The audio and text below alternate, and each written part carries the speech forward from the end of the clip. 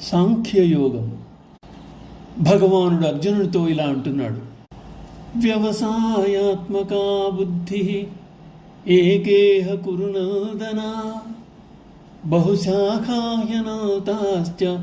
బుద్ధయో వ్యవసాయినాం.